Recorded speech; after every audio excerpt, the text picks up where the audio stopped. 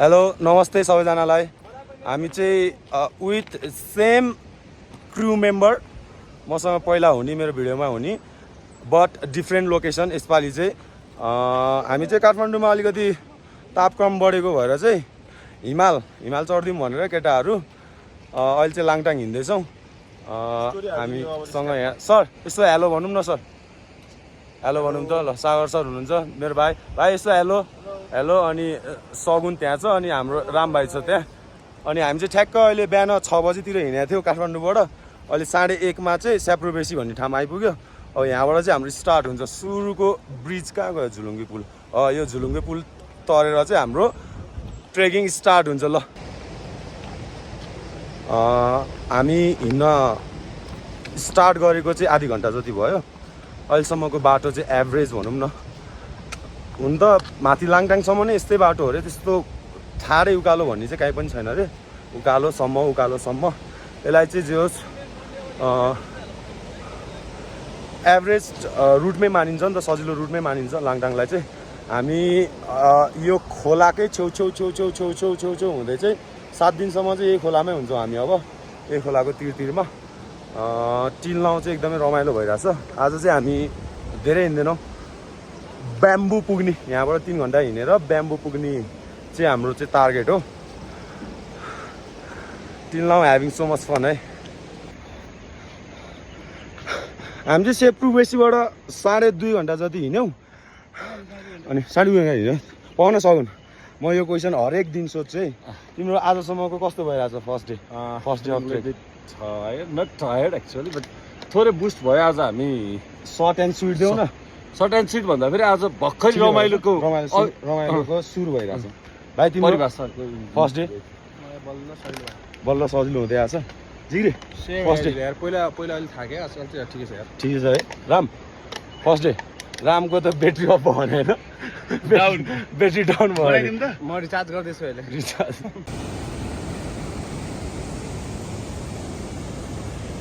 आज चाहिँ हामी आजको स्टे ब्याम्बु आइपुगेको छौँ केटाहरू आउने बित्तिकै 350 को चार्जर साधेको दुईटा अनि हामी चाहिँ यो होटेलको नाम के अरे हाम्रो दिदी शेर्पा गेस्ट हाउस तपाईँहरू आइपुग्दाखेरि फर्स्टमै छ बहिनीको हेलो शेर्पा फेरि भन्नु नि बहिनी एकचोटि हेलो शेर्पा गेस्ट हाउस आफू जत्रै मान्छे बोकेर बसेर रहेछ यो बहिनीले चाहिँ हामी चाहिँ हिजो स्टे गरेको ब्याम्बोबाट चाहिँ म 5 बजीतिर उठाएको थिएँ अनि मजाले फ्रेस भयो एकछिन केटाहरू उठ्यो 5:30 बजीतिर उठ्यो ब्रेकफास्ट गरेर 7 बजीतिर हिँडेको छौँ आजको हाम्रो टार्गेट चाहिँ लाङटाङ पुग्ने टार्गेट हो 8 आवर्स जति लाग्छ भनेको छ हामीले चाहिँ अब 10 आवर्स हामीलाई चाहिँ ल 10 घन्टा हामीलाई लाग्यो भने भन्ने सोच्दै यहाँ छ आज त 5 मिनट हिँड्दै थाक्यो त यार भर्खर हिँड्या भएर 5 मिनटमै थाक्यो कि ठिक छ केटाहरू अगाडि छ सबैजना let's continue second day of our Langtang trek आइपुगे त धेरै भयो होला हामी कति बजी त्यो टाइमहरू त हामी बिहान ब्याम्बोबाट 7 बजी हिँडेको थियो 9:50 मात्र 2.5 घन्टामा चाहिँ हामी अहिले के अरे लामा होटेल आइपुग्यौँ त्योभन्दा अगाडिको स्टेसन चाहिँ रिम्चे हामीलाई चाहिँ रिम्चे बस्नु फर्स्ट डे चाहिँ रिम्चे बस्नु भनेर सजेस्ट गरेको थियो तर हामी 6 बजेतिर ब्याम्बो आइपुगेको थियो भनेपछि सकिन्थेन ब्याम्बोबाट रिम्चे डेन्जर उकालो छ अनि हामीलाई 2 घन्टा अलिक बेसी लाग्यो होला आधी घन्टा जति रेस्ट गर्नु यहाँ होइन खाना खाने यहाँ खाने होइन ऊ चाहिँ तिमी पागल हो भन्दै एउटा त्यो ट्रेनमा आएको थियो नि लामामा खाना खाने भने हावा रहेछ खाना भनिसक्यो भने त खानु पऱ्यो नि अब ऊ चाहिँ के काम लाग्यो त के काम लाग्यो हामी उसमा लामामा होइन उसमा खाना खाने भने नि त्यही भने ठिक छ खाइदिउँ रेस्ट गरेर खाइदिउँ के भयो त भनिसक्यो ऊ सिटी लगाइसक्यो मलाई नि कहाँ रहर हो त 1 बजे भात खाने तिमीले उसमा रिभर साइड कि त घोडा तबेलामा खाने भने कि होस् होस् होस् यहीँ खाने ल खाना खाएर हिँड्छौँ हामी यहाँबाट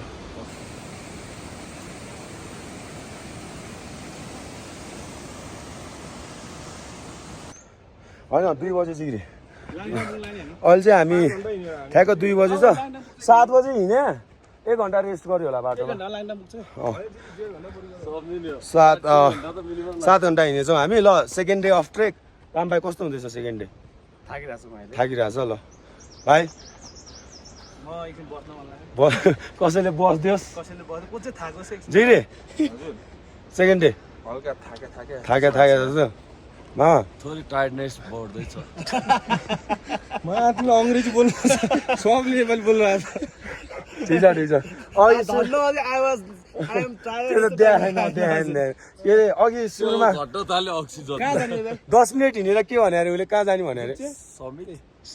कुन समिट दाबुचे होइन दुप्चे चाहिँ होला यही दुप्चे चाहिँ अहिले त्यो फिलिङ्स के छ त्यो फिलिङ्स के छ अहिले अब चाहिँ त ट्याक्क अब सकिने बित्तिकै गर्दै लुबुचे होइन दुप्चे चाहिँ मारेको जान्दै के ओके अहिले चाहिँ ठ्याक्कै 4 बज्यो भनेपछि 7 8 9 10 11 12 1 2 3 4 9 घन्टा हिँडेर चाहिँ हामी थ्याङ्क्स्याप होइन यो थ्याङ्क्स्याप आइपुग्यो यहाँ बस्ने प्लान थियो हाम्रो खासमा अब यसको यहाँबाट देखिरहेको छ कि लाङटाङ 1 घन्टा जस्तो होला है 1 घन्टा 1.5 घन्टा भने चाहिँ हामी आज लाङटाङ नै बस्छौँ 34-55 केटाहरू जस्ट थ्याङ्क्स्याप आएर रेस्ट गर्दैछ है अहिलेसम्मको चाहिँ बेस्ट हुँदैछ सजिलो इजी ट्रेक अहिलेसम्मको चाहिँ लाङटाङ नै जान्छ त्यही देखाइ भिलेज त अनि र अहिले हामी चाहिँ 11 घन्टा हिँडेर अब लाङटाङ चाहिँ यो यहाँ बस्ने भनेर हामी अनि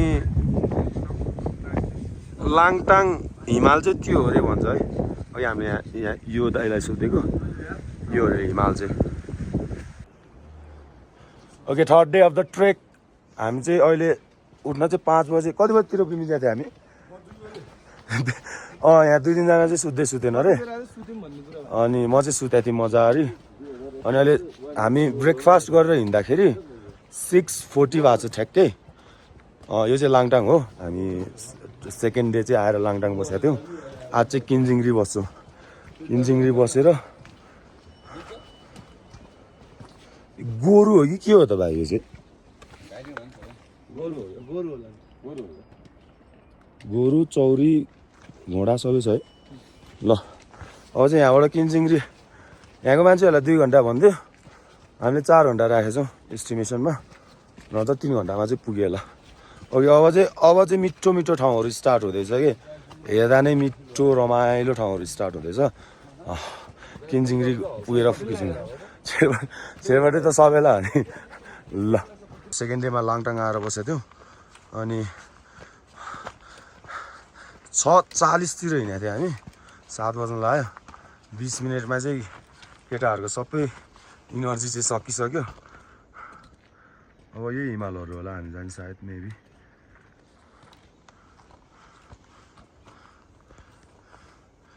के छ ह्यान्डसम भाइ हिँड हामी बसेको लाङटाङ भिलेज यही हो ओके आजबाट चाहिँ हाम्रो लाङटाङको रियल ब्युटी स्टार्ट हुँदैछ है हिजो 2 दिनसम्म चाहिँ बाटोमा खोला अनि जङ्गलको बिच यहाँबाट आएर अब रुखहरू हुनु त कुरै भएन यहाँबाट चाहिँ प्योर हिमाल अनि लङ हिल्सहरू त्यो मात्रै स्टार्ट हुँदैछ यस्तो ब्युटिफुल अब रियल ब्युटी चाहिँ आजबाट स्टार्ट हुने रहेछ कि लाङटाङको यिनीहरू अनि हिँडेको 20 मिनट भयो ऊ चक्लेट खानु पऱ्यो अरे स्वाङ यिनीहरूको स्वाङ काहीँ नभए स्वाङ ल ठिक छ अब चाहिँ यस्तो मिठो ठाउँहरू खिच्ने प्रयास गर्छु है म चाहिँ गयो बाटो छेकेर बसिरहेको छ हामीलाई चाहिँ लोकल हो हामी यहीँको लोकल बाटो छोडो जाउँ बस्छ सही हो पर्छ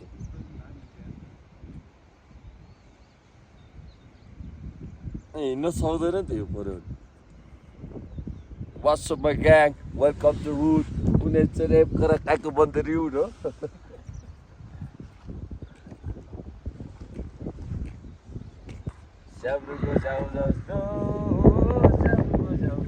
यो पनि थाहा थिएन मलाई सेप्रुको साउ भनेर रहेछ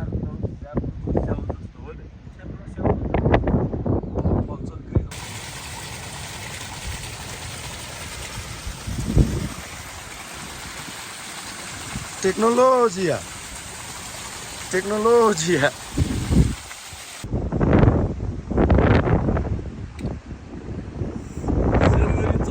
सिलगढी पुगे सोइलोलाई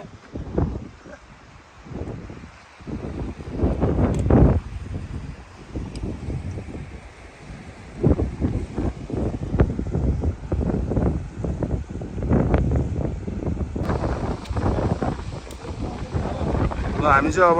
यो ठाउँबाट उतापट्टि चाहिँ केन्जिङरी होला क्यान्जिङरी ठ्याक्कै आइपुग्यो यहाँ न फाइनल्ली हामी चाहिँ क्यान्जिङ गुम्बा आइपुगेको छ गुम्बै भन्ने होला नि खासमा यसलाई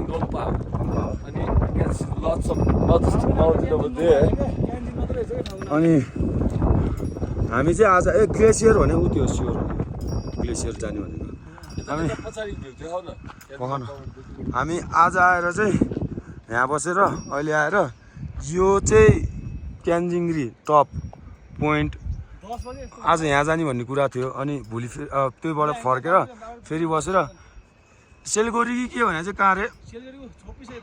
छप्यो भोलि चाहिँ त्योमा जाने कुन यताको त्योमा फाइनल्ली एट क्यान्जिङरी है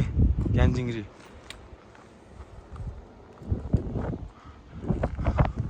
वाट्सअप ब्युटिफुल पिपुल